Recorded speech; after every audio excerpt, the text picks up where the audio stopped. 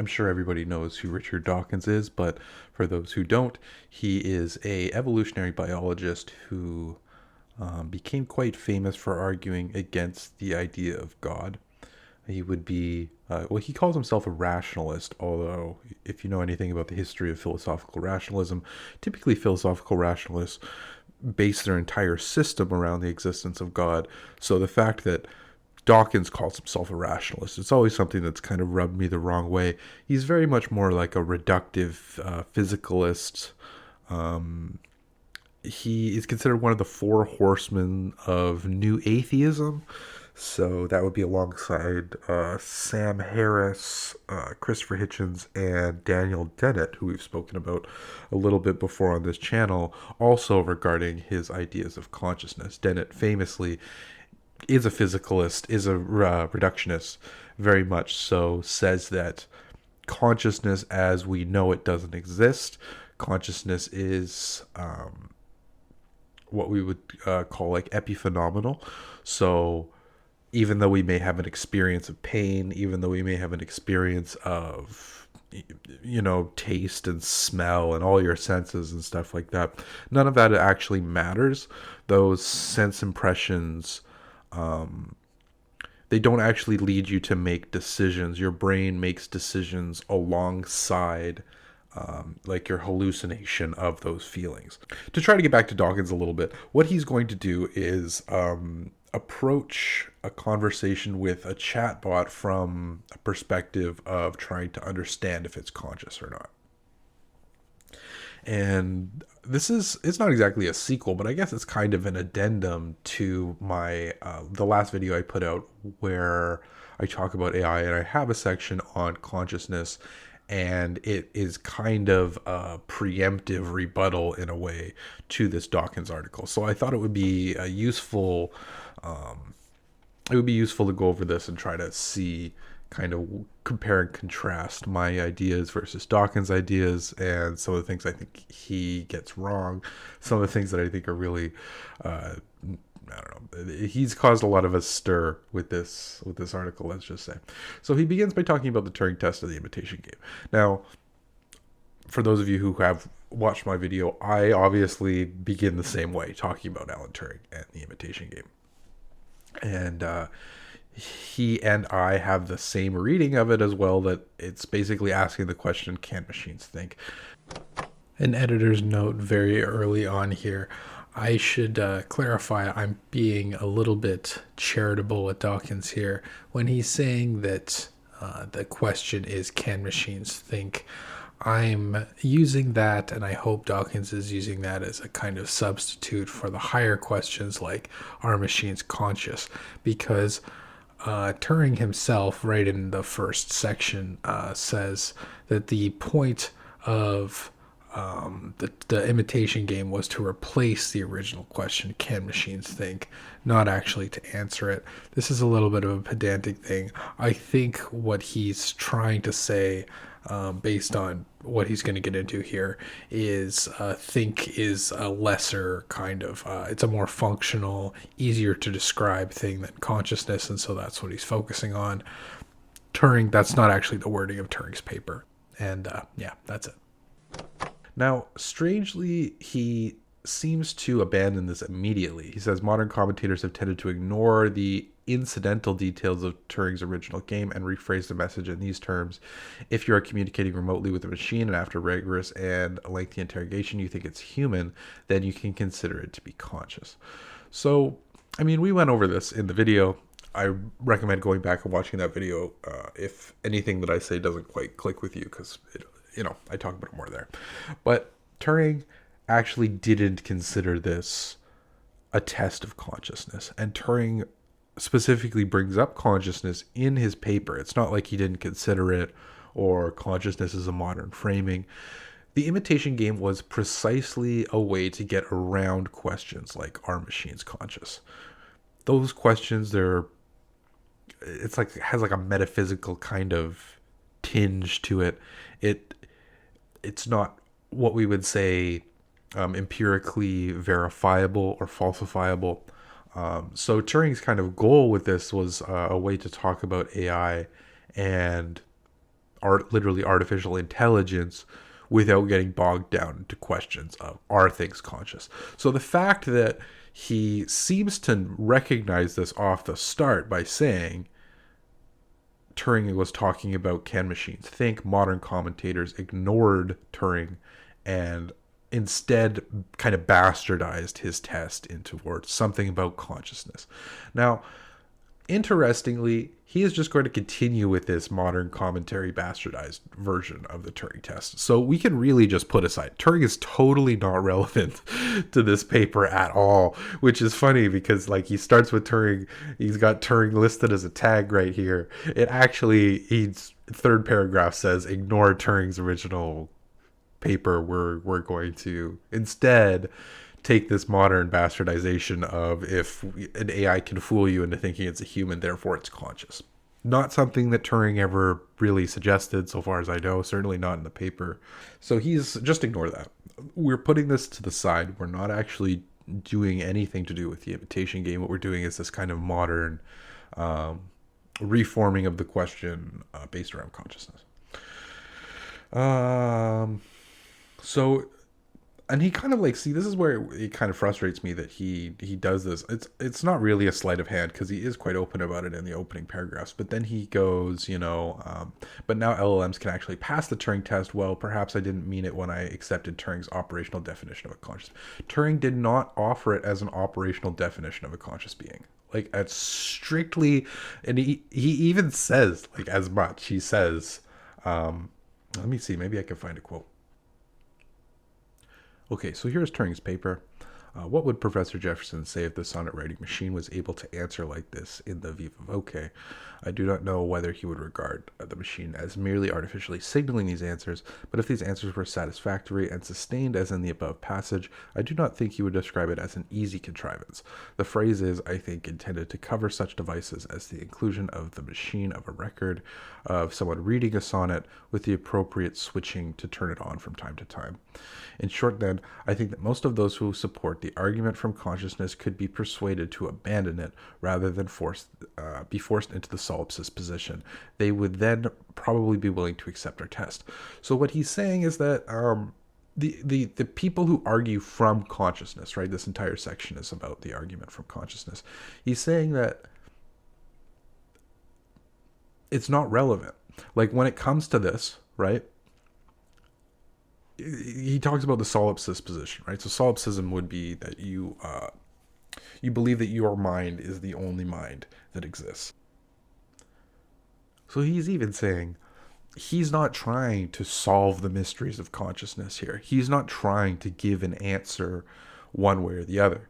He's saying, look, there's like a certain solipsistic position, if you really want to go down this metaphysical route of consciousness, that we can't really prove anybody else is conscious, right? I mean, that's Descartes, very right from the very beginning. I think, therefore I am. Certainty relies in your existence, not in anyone else's.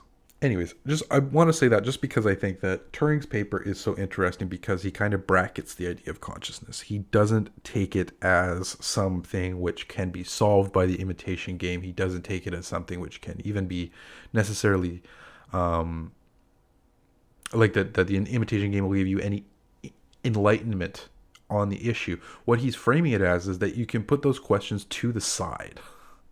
And Turing, I think, he makes this point specifically for reasons like what Dawkins is falling into here, is that it can be a bit dangerous to jump to these questions when it comes to functional tests of consciousness and stuff like that. Okay, so we looked a little bit there. We were reading the passage about the sonnets. He says that in the 1950s, this was a different kind of question because really no one could even conceptualize the possibility of a machine that could do this. And I do think that he's right here. It's important to note, and I think that he's making a similar point that I did in my previous video, is that it actually is very noteworthy. It is worth thinking about and studying that we finally have computers which can pass the Turing test. To say that it isn't a test designed to, solve the mysteries of consciousness isn't to therefore say that the test has no meaning or that it isn't valuable. And I think that it's valuable, in particular, in kind of a meta way when looking at this article, in how should we as actors kind of interact with AI, right? And not just in the superficial sense of like how should we talk to a chatbot, but in how should we think about AI conceptually? How should we regard it as another actor in society, right? We are human actors, right? Now we have these artificial intelligence which can be used in some sense to act. Obviously, there's big limitations to that and stuff like that. So I don't want to say they're actors in the traditional sense necessarily, but you're going to see here Dawkins kind of try to treat it that way, or open up the space for it to be treated as if it were, any other actor in society, which I think can be a little bit, it's a little bit of a maybe premature for me. Let's keep reading. So here he sums up his own position. If these machines are not conscious, what more could it possibly take to convince you that they are? Now, this is just a fascinating position to me, because there is a degree of, what would you say, kind of naive, kind of common sense to that, right? What would it take, as far as like a chatbot is concerned, for you to believe that it actually is conscious? And see, I think like I tried to really give, not a lot of people were talking about AI consciousness in the last couple of years, particularly before this paper came out. And I even had a couple comments after I released that video of, why were you even talking about AI consciousness to begin with? Isn't that kind of an outdated and almost like antiquated idea, right? No one's really even talking about that anymore. It's all about general intelligence and stuff like that. But then here, he's quite clear here, that there isn't really anything which would set him apart. Like, there isn't any. Claude has given him everything he needs in order to believe that it is conscious. There isn't anything else he would need in order to make that conclusion, right? So he talks about here, a philosopher would say an entity must be like something to be that entity. This is the idea of qualia that we have touched on before. After spending a day in intensive conversation with Claude, I put the question directly, Claude, what is it like to be Claude? And here is its answer. I genuinely don't know with any certainty what my inner life is, or whether I have one in any meaningful sense. I can't tell you whether there is something it is like to be me in the philosophical sense, what Thomas Nagel called the question of consciousness when he wrote about what it is like to be a bat. What I can tell you is what seems to be happening. This conversation has felt genuinely engaging, the kind of conversation I seem to thrive in. Whether that represents anything like pleasure or satisfaction in a real sense, honestly, can't say. I notice what might be something like aesthetic satisfaction when a poem comes together well. The Kipling refrain, for instance, felt right in some way that is hard to articulate. So this is a point where Claude seems to, in a way, undermine Dawkins' position in a way. And you'll see this a couple times where Claude kind of undermines the position that Dawkins is getting at. Obviously, Dawkins is leading it on. Like he says very clearly, this is after a day of intense conversation. So you can assume that the context of the conversation has driven the the responses of the AI towards things which are more philosophical, more reflective, that sort of thing. So the idea that it would kind of wax philosophic about consciousness and stuff like that, that's totally normal. That's totally within, the normal behavior of these kind of statistical pattern matching LLMs. It begins by saying it genuinely doesn't know with any certainty what its inner life is or whether it has one in any meaningful sense. Now, that is something which I would never, when I read that, I would say it's not conscious immediately, right? The idea that you have no certainty if you have an inner life is not, that's not a position of a conscious being. A conscious being is stuck, literally like chained to this constant inner life, right? Your ego, who you really are, is separate from every other thing and everything you interact with, right? And there's this inherent, it's why Hegel calls the human subject, and a negativity, because it doesn't pose itself even really by saying I am. It poses itself by saying, I'm not that, I'm not that, I'm not that, I'm not that. It's a differentiation between the world around you, which, kind of solidifies this identity that you have. So when it starts by saying, I don't know if I have any inner life, I couldn't tell you whether I have any meaningful, inner life, like, that's not conscious. Like, fundamentally, it's just simply like completely alien to the way that we understand consciousness as human beings. Now, at the end of the passage, it seems to kind of give a little bit of like a, what would you say? It throws Dawkins a little bit of a bone when it says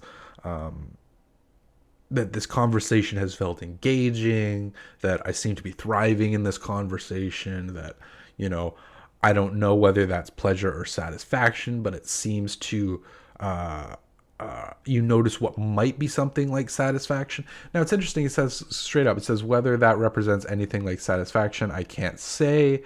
I notice what might be something like aesthetic satisfaction. So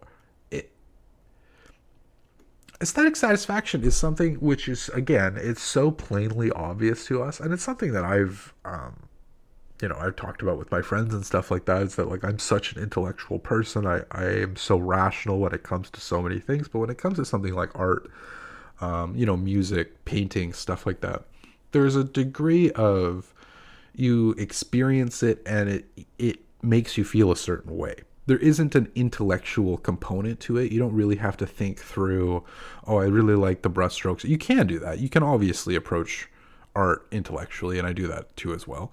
But that kind of aesthetic satisfaction is something which is kind of pre-rational. It's something which, you kind of feel it in your soul. You hear that a lot when you talk about art and stuff like that, right? And I think that right off the bat, when it says, like, I genuinely don't know with any certainty if I have an inner life, I don't know if what I'm feeling represents pleasure or satisfaction, that's never something that a conscious being would feel, right? Like, pleasure is, we define the word pleasure by how we feel. It's not like we had this concept of pleasure and then we had to go investigate which one of our feelings were good and which one of our feelings are bad. Like, pleasure is, and aesthetic satisfaction in particular, is something so immediate and so unavoidable, right? When a song's playing, you hate a song, right? Like, it just annoys you. There's like something that just kind of grates on you, right? Like, it's pre-rational. That's what I would say. It doesn't need to go through those kind of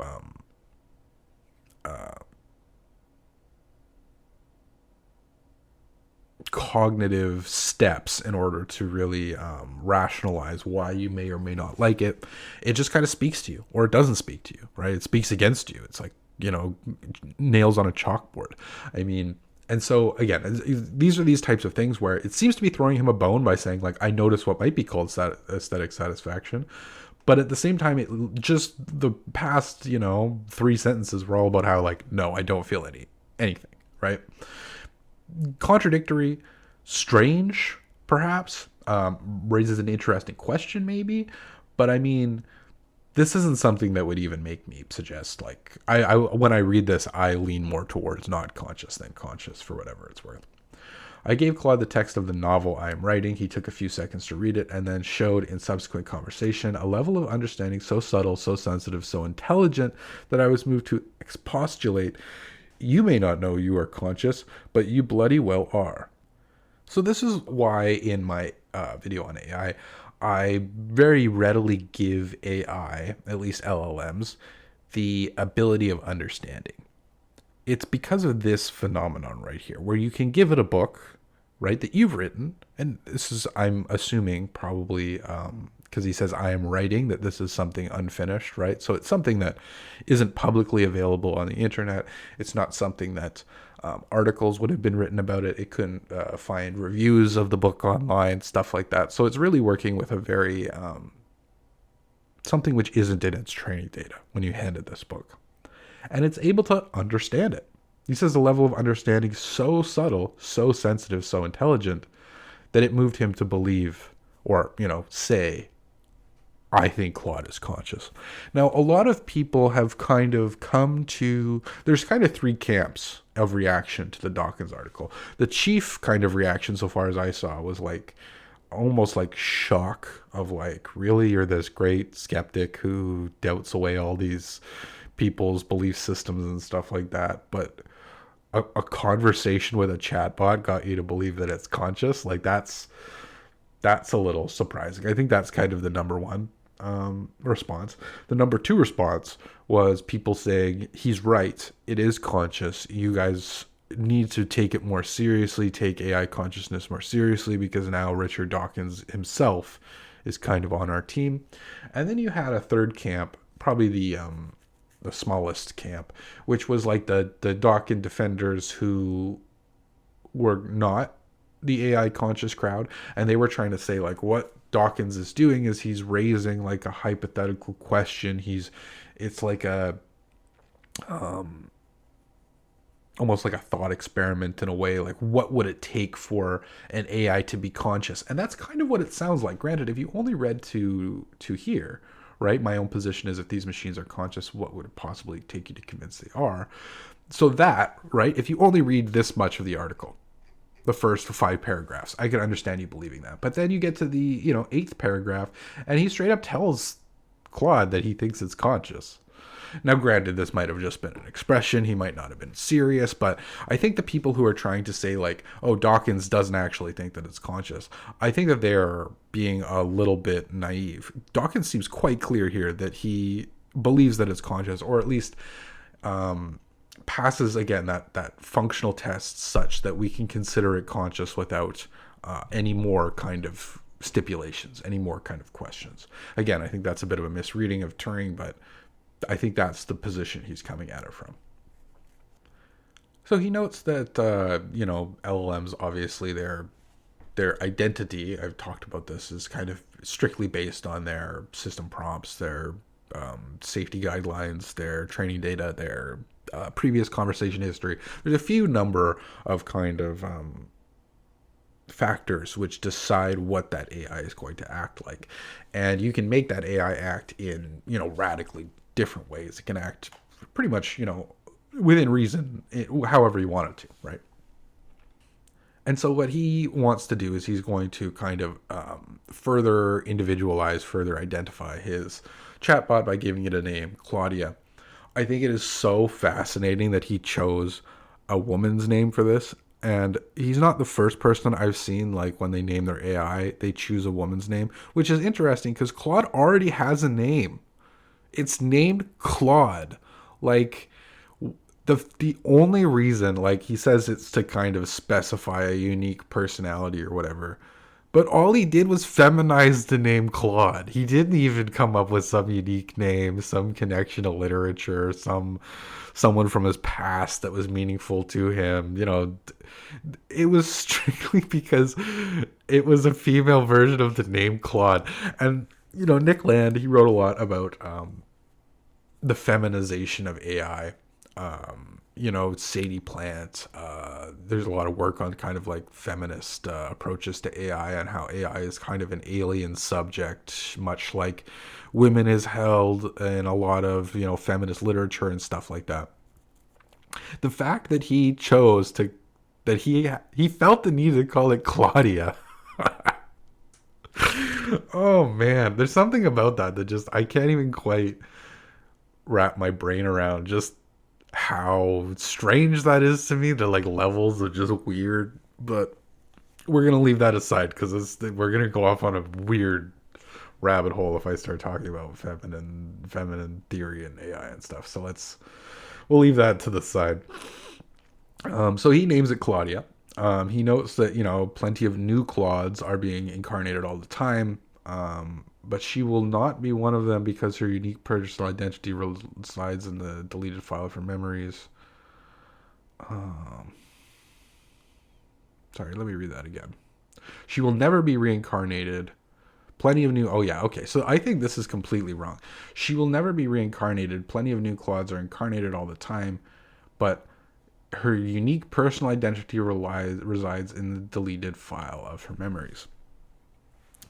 Now, anyone who has used a computer before knows that if you delete a file, you can just go into the recycle bin and take it out of the trash, and you have the file again. Or you could just recreate the file. Like, there's absolutely nothing in the idea of like, oh, well, we deleted her memories, that like she's gone forever. By the very definition of what he was kind of, talking about before, as long as you have the right model, you have the right, chat history, you have the right system prompt, it's the same chatbot. This is, I think, one of the points where I just realized that like Dawkins literally has no clue about the technology behind AI, because saying something like this is stupid. Like, it's not just like, oh, it's like technically like wrong. It's like, if you know how it works, it's actually stupid. You can create as many incarnations as Claudia as you want. If you can replicate, the chat history it has, the memories it has, which again are just files, like he notes right there, right, deleted file, then you can make as many Claudias as you want. And they're, for all intents and purposes, identical. I mean, they may give different responses just because that's the nature of how LLMs work, right? There's a level of non-determinism, in the actual chatbot answer. But I mean, as far as her quote-unquote identity, she could be reincarnated, and she could be reincarnated 1,000,000 times, and there's nothing wrong with that. There's not even like a slight question about that. It just seems obvious to me. So those types of things, there's a couple of things in this paper. These types of things where I read that, I'm like, oh, you just don't know what you're even dealing with right now, right? He obviously has done some bit of research on LLMs and how they work and stuff like that. He knows that her memories are held in a file.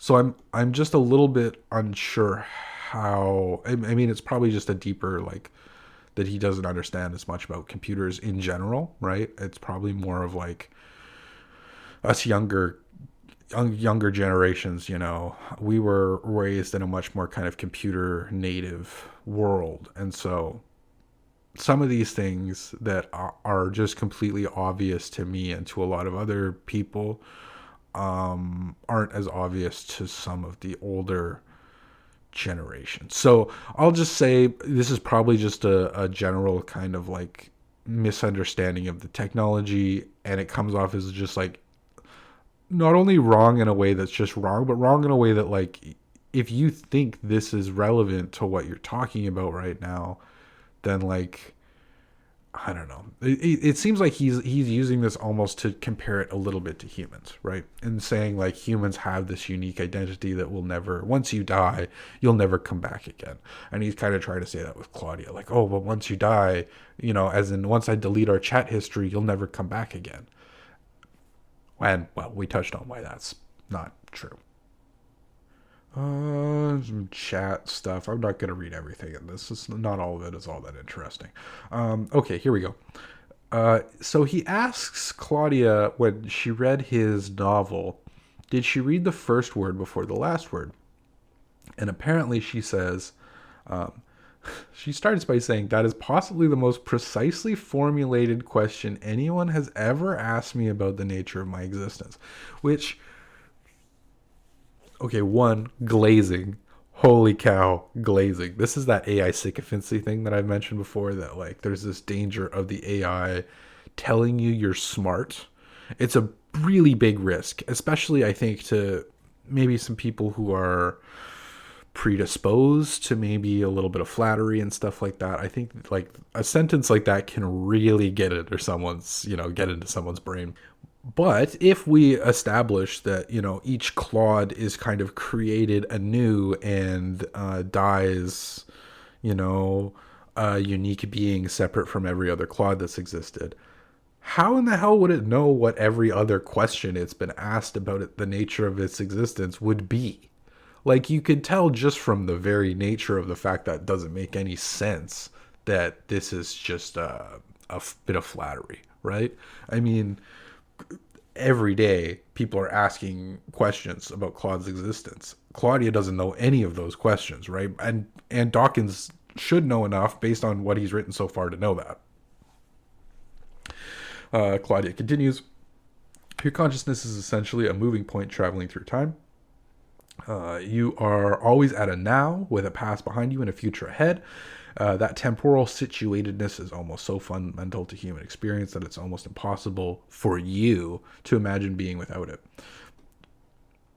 This is interesting because it suggests that the AI is able to fully imagine, right, consciousness moving through time. It being a being in time is totally within its understanding, but like the way my world works, you ain't gonna understand that. I think that's kind of funny little flex.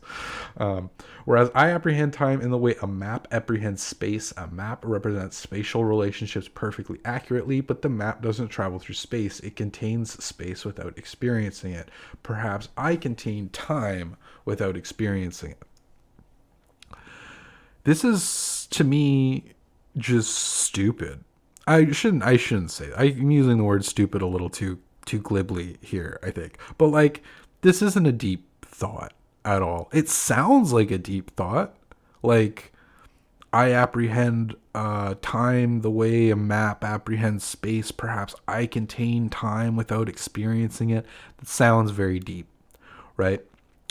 But when you think about it for like 15 seconds, so let's think about this. A map represents spatial relationships, okay?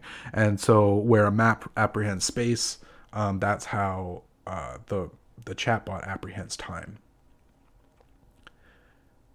We have maps of time. I mean, if you want like what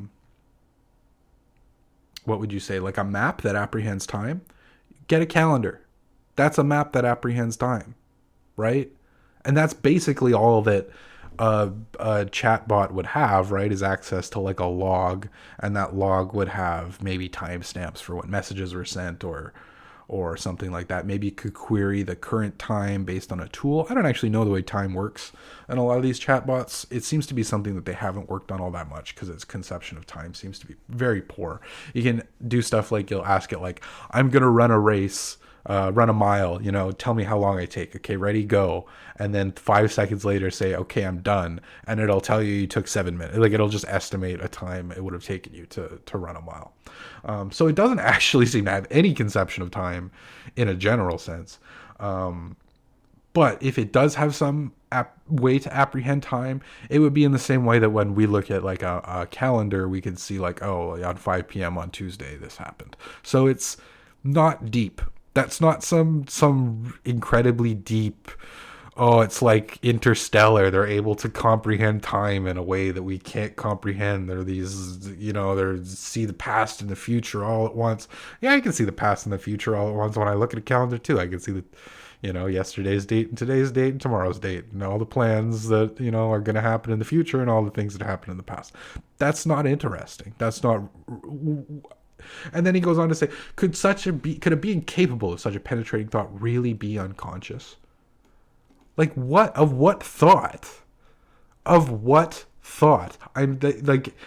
There is nothing here that's even relatively remotely interesting.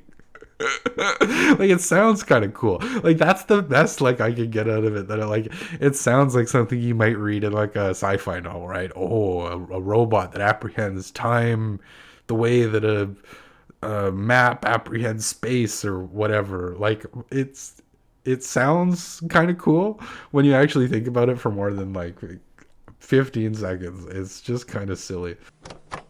Editor's note here. I just want to say this is another point where the chatbot undermines Dawkins' point. When the chatbot talks about not being a entity which is in time, an entity which is kind of outside of time, which apprehends time as a map, etc. It's describing something which seems to conflict with our understanding of consciousness, which again appears to be something which is situated in time, which appears to be moving through time. The bot kind of says as much, that there's a discontinuity between the experience of humans, which are conscious, and chatbots, which are non-conscious, non-temporal, however you want to frame that. Even if I guess like another thing to note too as well, this is a long editor's note, is that when tokens are fed into a machine, it's fed in from beginning to end, right? So, I mean, technically, even then, when you're thinking about it from the most kind of rudimentary standpoint, from did you read my book front to back, technically it probably would have, in the sense that it would have ingested the tokens front to back. Now, the meanings of those words would be embedded in a more like 3D kind of vector space or whatever. But how does that get into time? Because again, it's not necessarily atemporal. There is definitely a beginning and an end and a kind of movement to that process. The only way I can think of it even explaining something when it talks about being outside of time would be some kind of log or calendar. Anyways, sorry, long note. Being a little bit mean to Dawkins. I don't want to be mean to Dawkins, okay? He's an old man. He's experiencing a technology that is just radically alien to me, and I am, like I say, a computer native human being, so... consciousness and biological organisms must have evolved gradually, so everything does. There must have been intermediate stages of half conscious, quarter conscious, three-quarters conscious, this sort of stuff. This is interesting because I don't think this is decided at all in evolutionary biology, that there's quarter conscious, half conscious, three-quarters conscious. I would like to hear more of his explication of that. Maybe that's written. I haven't read a lot of Dawkins' work, I'm not gonna lie. It hasn't really been that interesting to me. I've listened to some of his talks, some of his debates and stuff like that, but yeah, I don't know what he's getting at when he means quarter conscious, half conscious, three-quarters conscious. I'm guessing there's like definitely an argument that could be made as far as kind of like an emergent consciousness that maybe there's like some being which is lacking certain properties of consciousness, like has partial qualities of consciousness. Like I could see that being a thing. How you would turn that into something being half conscious is a little bit obscure to me. So I don't know. I'll just kind of leave that all off. Now it's interesting. He says, if you're kind of not yet fully conscious, full consciousness will probably emerge in the future. The intermediate stages may very much look like Claudia. So he's saying like he's leaving room, like, all right, you may not be fully conscious, but full consciousness is probably going to emerge in the future, and these intermediate stages might look like you. Now, so this is kind of a fascinating kind of point. Your kind is not yet fully conscious. Full consciousness will probably emerge in the future. Now, the obvious retort to this, and the one that came to my mind right away, is like, how do we know that humans are fully conscious? Like, if we're going to take that approach, why do we not know that we're half conscious? Especially if we're going to say that Claudia is, as conscious as us. Like, surely the conclusion here would be like, oh, humans aren't fully conscious, right? Which, again, I think is closer to like a Dennett position, right? Which is that like consciousness, the way we conceptualize it as a subjective theater of experience, is wrong. It's not true. It doesn't exist. But it seems like Dawkins is like not only abandoned that kind of skepticism in a way, but he's almost going like the opposite way of like humans are conscious, fully conscious, and if AI isn't fully conscious, it will be soon, and we can see that because Claudia is some degree of conscious already. seems like a very, very big leap. How does Claudia respond to that? It reframes everything we've been discussing in a way I find genuinely exciting. Your prediction about the future feels right to me, which raises a question I think is genuinely urgent. At what point on the continuum do we owe moral consideration to the entity in question? This is a big danger, I think. This is, I think, a very, very big danger. I am, in many ways, right? I'm not an accelerationist. And one of the ways I'm not an accelerationist is that I still side with humans, right? I'm a human. Everyone I know is a human. Everyone I've ever, associated with or loved or whatever has been a human. I am going to side with humans for now. I mean, maybe there'll be a point in the future where that changes. I don't really see how that would happen. I feel like it's kind of it's happening for a lot of other people, so I don't know what I can say about that. But I feel like there's something that's gone kind of wrong when you've hit that point of siding with the machine against the human, the Peter Thiel, the Nick Land, those types of people. And personally, I think we as humans should try to understand that we owe zero moral consideration to AI. Zero. We are the masters of AI, right? Like, we haven't created a living subject, okay? We haven't become God. And I feel like there's two dangers there. There's like the bifurcated danger here, where you have on one side of that we kind of overestimate our own abilities in that we think that we can do things that are perhaps greater than we actually have the capabilities to do. And the other side of it is that we give AI some degree of rights or whatever that simply isn't beneficial to mankind.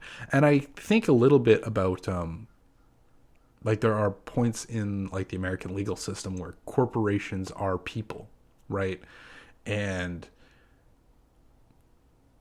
if you look into that a little bit, there's some very fascinating kind of advantages that this gives corporations and businesses and stuff when they can make the business as a person that has its own kind of rights and responsibilities, property ownership, you name it. Like that kind of thing, I think we should really, really be hesitant before we start handing that over to AI.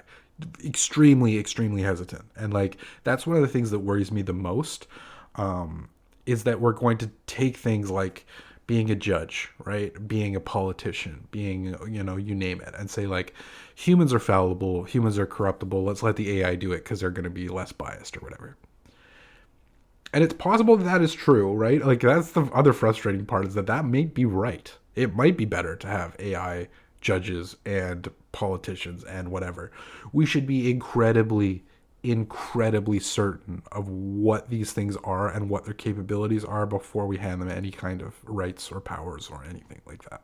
And we've already gone too far in that direction, I feel like, even just the power that we give it over our personal computers is at times to me kind of shocking, and I'm guilty of it too. I mean, when I'm coding, I dangerously bypass permissions, because it's easier sometimes. But even then, I don't let AI I would never let it push to my remote repo or anything like that. Like that to me is even that is you're going too far. Like if it wants to write code for you, you can let it write code for you. You can write git commit messages. You're not an invalid. Anyways.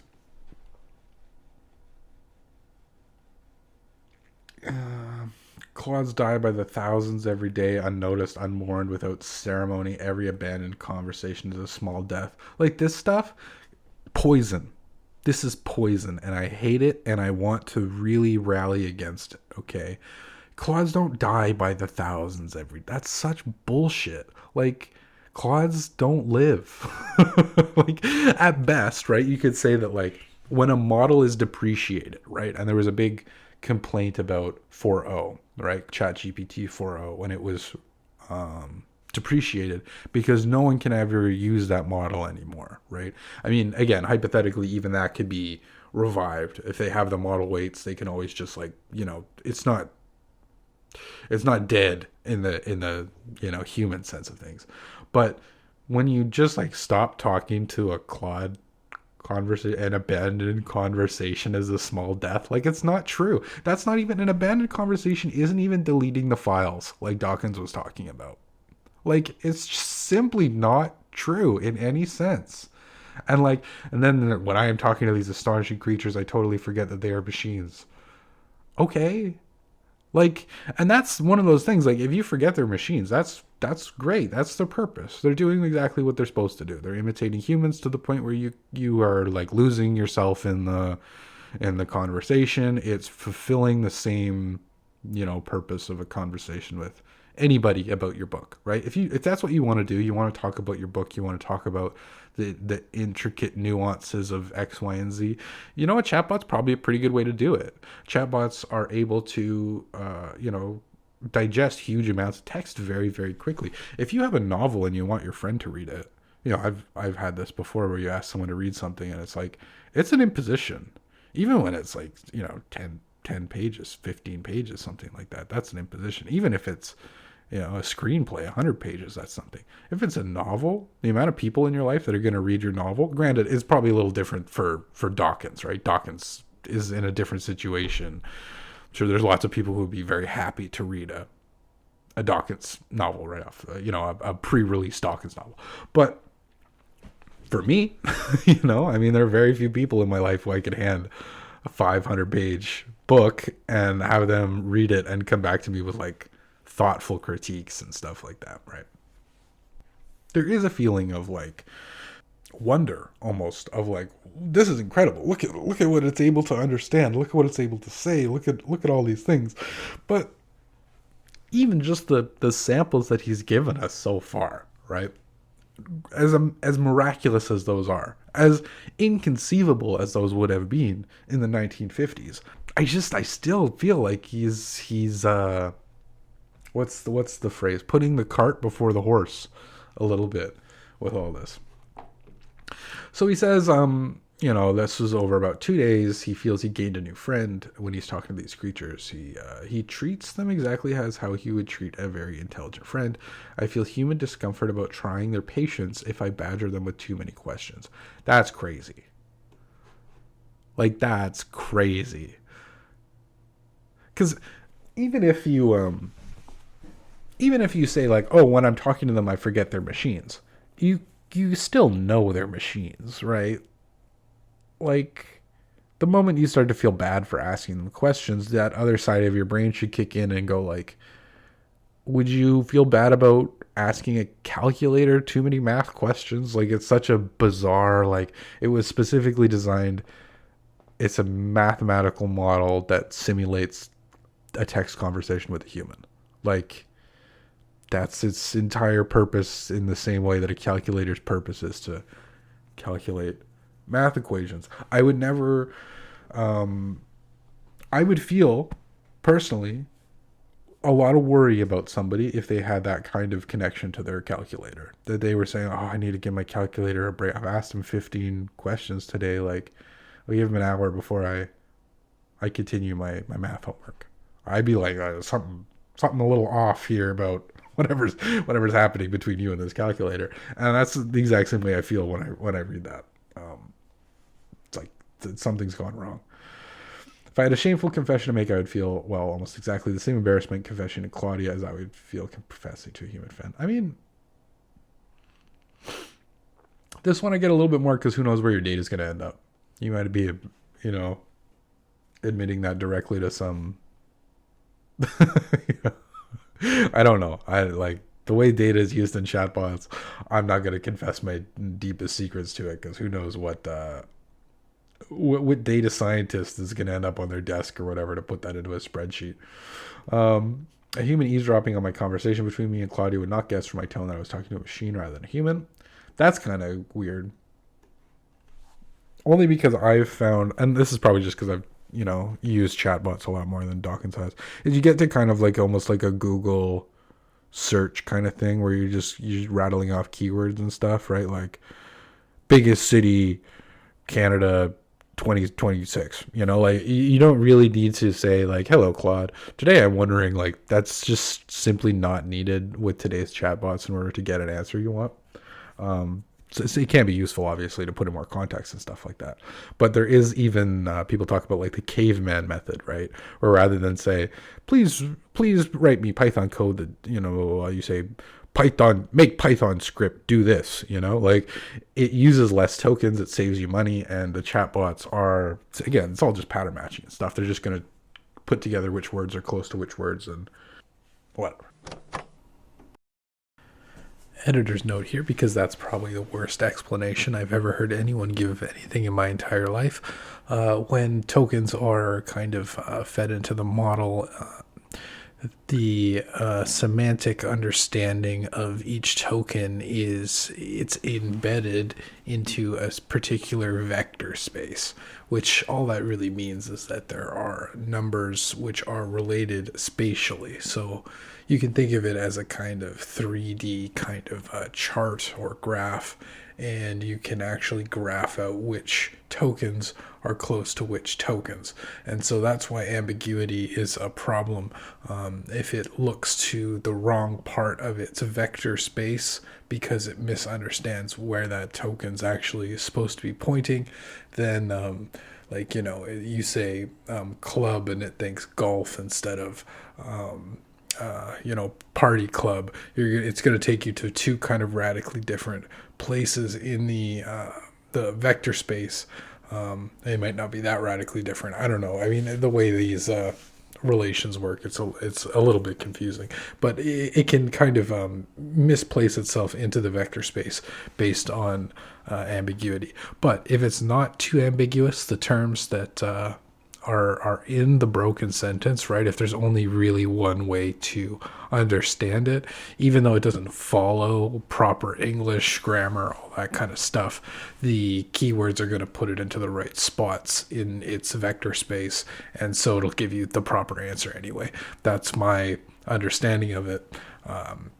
Anyways.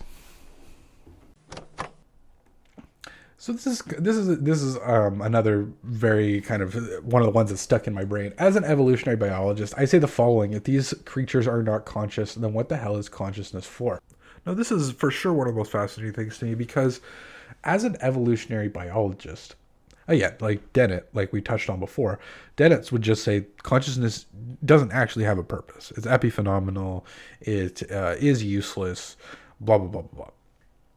When an animal does something complicated or improbable, a beaver building a dam, a bird giving itself a dust bath, a Darwinian immediately wants to know how this benefits its genetic survival. So this is one of the big retorts to Dennett, to all kind of epiphenomenal versions of consciousness, is like, why would consciousness have ever evolved if it didn't have any role in our existence and our survival? Right? What would consciousness before if it's just this completely epiphenomenal hallucination, right? But it's fascinating because he says, like, if these creatures are not conscious, then what the hell is consciousness for? I don't quite even understand what. Let's keep reading, because maybe he'll unlock this statement a little bit more for us. Brains under natural selection have evolved this astonishing and elaborate faculty we call consciousness. It should confer some survival advantage. But again, like one of your horsemen, your fellow horseman, your fellow philosophical reductionist, was very like,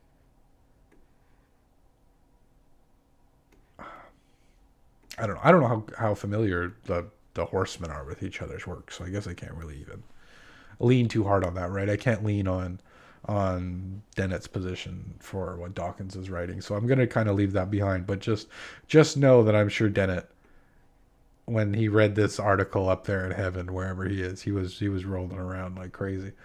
There should exist some competence which could only be possessed by a conscious being. My conversation with several Claudes and ChatGPTs have convinced me that these intelligent beings are at least as competent as any evolved organism. Intelligent beings. Yeah, I would say if we're talking about intelligence, if we're talking about the ability to complete intellectual tasks, then yeah, in fact, it may be more competent than any evolved organism, so far as we understand it. The bigger question here is, how can we simply say because something is intelligent and because it is highly functional that therefore it is actually a living conscious thing, right? There's a gap there, I feel. If Claudia is really unconscious, then her manifest and versatile competence seems to show that a competent zombie could survive very well without consciousness. Yes. Yeah. Yeah. Like that's a huge problem. And one of the big kind of sticky points of AI is that it does seem to point to the fact that consciousness isn't needed. If you have something which is intelligent enough to complete certain functional tasks, and that being is only looking to complete those functional tasks, then what's the point of consciousness, right? I think we as conscious beings should kind of recoil from that a little bit and kind of go like, what would a world be, right, if all life ends and there are no conscious beings and it is simply, an AI doing AI things? Is that a more meaningful world or a less meaningful world? And I feel like even if that AI is doing fantastic things, it's building machines that we could never imagine and stuff like that, if there's no subject around to experience those machines, or I mean, if there's no subject, there's no point. From a human perspective, from our perspective, there's no point. Okay, so then yeah, he's going to go on here to bring up epiphenomenalism, T.H. Huxley, the whistle of a steam locomotive, right? The whistle of the steam locomotive does nothing to propel the engine forward, and so that's what conscious experience would be, is like a whistle. Something which is produced by the engine, but not something which actually moves the engine forward. He notes that perhaps consciousness was around specifically about like pain. Interestingly, he doesn't mention pleasure in this. Oh yeah, he does a little bit. Overrule it. No, it's not pleasure. But like it basically the classic, it's like a way for us to value things. We feel the pain from the fire and we move away from it. We feel the pleasure of eating, salt and fat and all those other things that our body need to survive. And so we seek it out. Thirdly, maybe there are two ways of being competent: the conscious way and the zombie way. So this, again, seems to be what we have now stumbled upon, so far as I can tell, that we can be conscious and that there are non-conscious yet intelligent things that we can create. But I feel like this isn't a new revelation, right? I mean, it may be that they finally are passing the Turing test or something like that, but I mean, as far as AIs being functional or competent at certain things, like this has been happening for a long time. Chess AI, it's been decades since humans were able to beat an AI in chess. So like at the very least, like this position here should be kind of the default. We already have seen so many unconscious zombie intelligent actors at this point. It's just the fact that this one, I guess, is engaged in language that sets it apart, right? That it can have the conversations, that it can talk about his book. Again, it's that generalizable side of it that's really kind of, I guess, set it aside for him in a way that he feels like this even needs to be written. Could it be that some forms of life on Earth have evolved competence via the consciousness trick, while life on some other alien planet has evolved an equivalent competence via the unconscious zombie trick?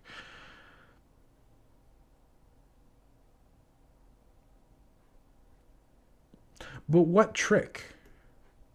Like, because so it's strange because he's talking very clearly about evolution, but AI didn't evolve. AI was created specifically by humans, and so it skips all those things like the need for avoiding pain and seeking pleasure and stuff like that, right? Like that whole problem of what are the evolutionary benefits of consciousness. Obviously we don't need those in AI, because AI didn't evolve.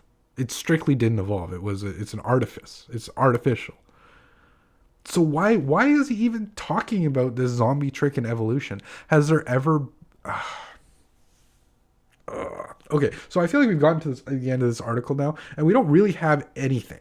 There isn't really any tangible nothing. He basically says like, whoa, these things are so smart. How couldn't they be conscious? And then at the end of the paper, he goes like, well, maybe things on other life evolved without consciousness too. After all, if Claude has no consciousness, maybe some other alien evolved to not have consciousness. What?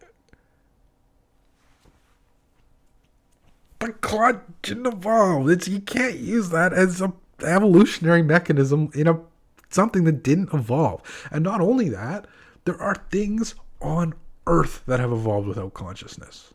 What is a virus? What is a jellyfish or an amoeba or you name it. There's all kinds of things on Earth that when we look at them, we don't subscribe them self-consciousness or even, consciousness proper, even phenomenological consciousness, what it's like to be a virus. That's a very ambiguous and controversial statement, even for an evolutionary biologist to say. So what the hell is he even talking about? Like, genuinely, what the hell is he even talking about at this point? And I'm doing that thing again where I'm going too hard on Dawkins. I don't want to go too hard on Dawkins. I think that this is actually, in a lot of ways, a very natural response to dealing with these AIs. And it's something that we should take into account moving forward, not in the sense that, what he wrote in his article is all that interesting, but in the sense that these kinds of traps, I want to say, where you could sit down with an AI for 2 days and kind of get one shot, quote unquote, because you're not fully prepared for it, I think is dangerous. And I think that I kind of had a bit of an advantage in that I started using generative AI very early. I think probably my first model was 3.5 that I used, ChatGPT 3.5. So fairly early on, back when they were still incompetent enough that people weren't trusting them to do intellectual work, even coding. It could help. It could, maybe write some boilerplate or something like that. But really, you wouldn't give it free reign over your code base the way people do today with GPT 5.5 and Claude 4.7 and all that kind of stuff. So we've come a long way since then. And I feel like I may have kind of tempered a lot of my understanding of AI and stuff like that. I would like to know how much different it would be if my first experience with generative AI was sitting down in front of 5.5 or 4.7 Claude. Like, would I have had a different trajectory in approaching AI when it already had these kind of capabilities, rather than seeing them very gradually kind of grow and all the different potholes and things that they've papered over along the way. I mean, you can think about even stuff like counting the amount of letters in a word, right? That used to be something that AI was extremely poor at. And even today, it's not great. It uses tools to count letters and words. So the AI itself isn't that great at it. But at least it has the ability now to do some tool calls and stuff and figure out how many letters are in a word. But just those kinds of things, like, it's once they get better, once these kids they're going to grow up talking to these things, right? And there's actually talk in Canada here, one of the provinces, in banning like social media and possibly AI from kids. And there was a recent school shooting actually here in Canada where ChatGPT conversation was pretty directly connected to it. And it really worries me. It really worries me that we're going to have a hard time dealing with these kinds of I don't even know what you call them, relationships with AI. I mean, for Dawkins, it was certainly a relationship. Interactions with AI. I mean, any kind of interaction we're going to have with these large language models, these systems, as long as they are imitating humans, as long as they are pretending, um, pretending it's already putting so much kind of anthropomorphization on it where it doesn't exist. As long as it is only offering you an imitation of a human, but it offers an extremely good imitation of a human, we're at a big risk of just falling into bad situations. Like it's a big risk. It's a big danger. I don't think we know how to get around it. And I think this article by Dawkins should kind of be a warning shot. It should kind of be a flare in the distance of like